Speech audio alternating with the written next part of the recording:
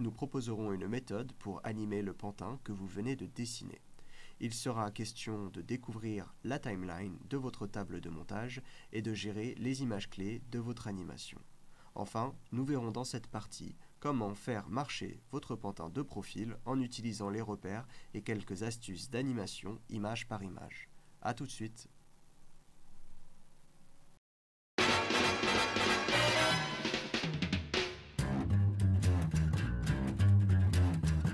I think it's time to blow this scene. Get everybody in the stuff together. Okay, 3, 2, 1, let's jam.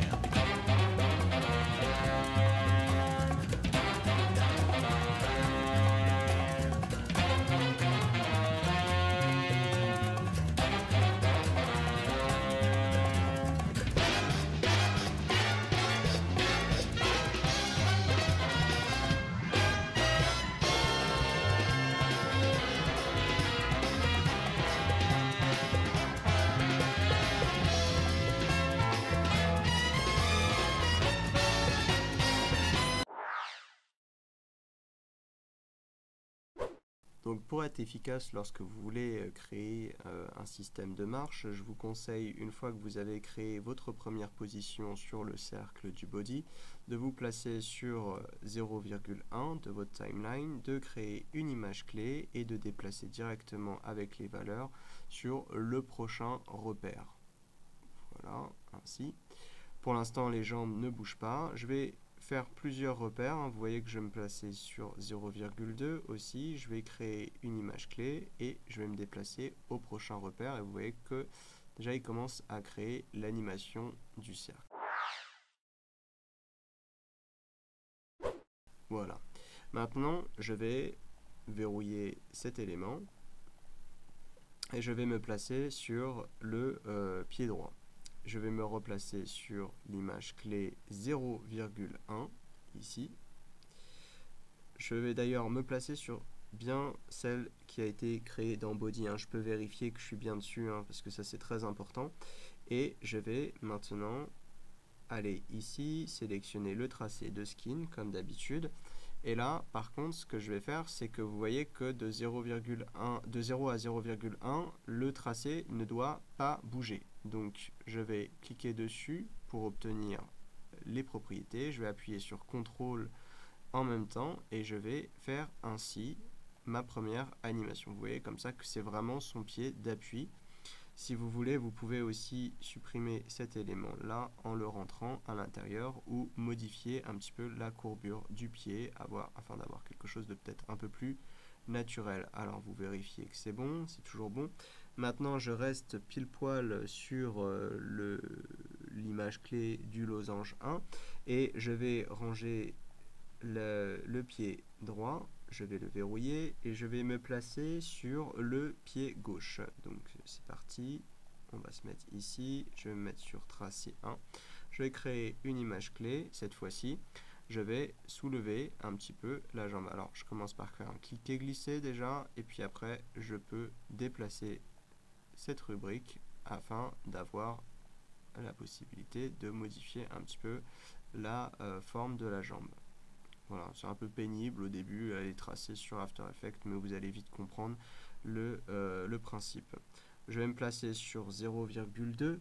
Cette fois-ci, je vais aussi créer une image clé. Et là, encore une fois, alors je vais cliquer glisser, je vais appuyer sur CTRL et je vais le déplacer ici.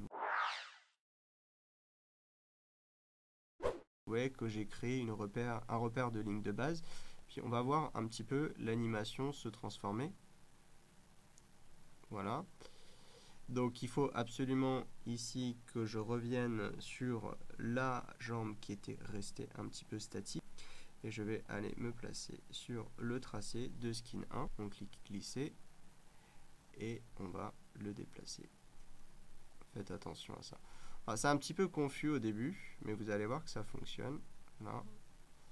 Et voilà, on a notre premier pas qui est réalisé. Bon, alors il n'est pas très gracieux, il faudra revenir un petit peu sur les courbures et bien se placer sur les bonnes images clés afin d'avoir quelque chose d'un petit peu plus régulier, peut-être au niveau de la taille ici de chacun de vos vecteurs. Vous voyez que déjà, si je rectifie ça, c'est un petit peu plus joli. Donc vous voyez qu'en fait, c'est en 2 fois. Hein. Il y a quand même un moment où vous posez le pied, il faut bien le laisser ancré au sol. Ensuite, il y a le moment où il va être levé. Et ensuite, c'est le deuxième qui va normalement ne plus devoir bouger. Donc je vais continuer.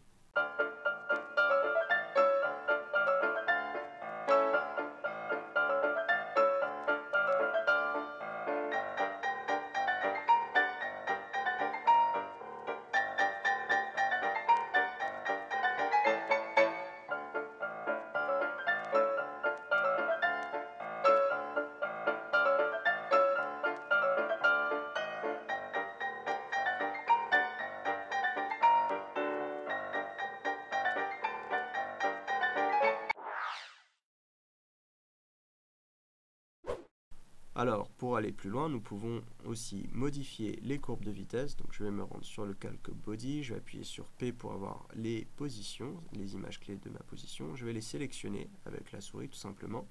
Et vous voyez que ce sont des petits losanges actuellement. Je vais appuyer sur F9 pour les transformer en petits sabliers. Alors, je vais annuler ce que je viens de faire. Je vous montre comment ça se passe en fait avec les losanges.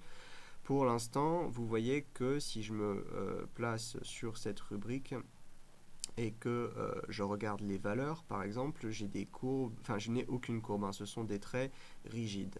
Donc maintenant je me replace ici, je sélectionne les éléments, je fais F9 afin d'avoir les petits sabliers, et vous voyez que déjà ça s'est transformé en courbe.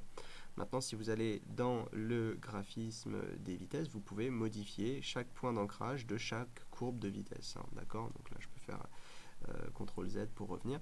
Et ça va avoir tendance en fait à lisser le mouvement de vos interpolations.